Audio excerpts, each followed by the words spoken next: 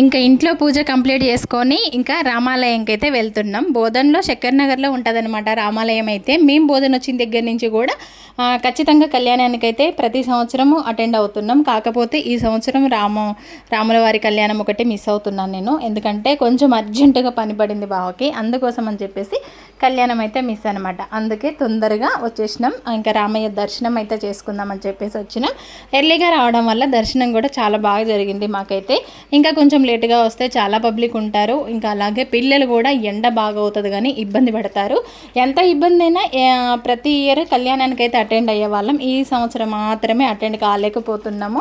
ఇంకా ప్రశాంతంగా రామయ్య దర్శనం చేసుకొని మళ్ళీ రిటర్న్ అయితే అయిపోతున్నాము. ఇక్కడ చూడండి కొబ్బరి మట్టలతో కట్టిన రామయ్య మండపము. ఇంకా అప్పట్లో పెళ్ళిళ్ళకి ఇలా కట్టేవాళ్ళు. నిజంగా చాలా బాగుంటుంది ఈ మండపం అయితే. అందుకే ఇక్కడికి వచ్చి కొంచెం వీడియో కూడా తీసుకున్నాను అనమాట. ఈ ప్లేస్లో కళ్యాణం అయితే జరుగుతుంది. మళ్ళీ రిటర్న్లో ఇంటికి వచ్చేసినాం. నాకు ఇష్టమైన లడ్డు అయితే తీసుకొని వచ్చేసిన. బాయ్ ఫ్రెండ్స్, వీడియో నచ్చితే లైక్ చేయండి. Bye bye.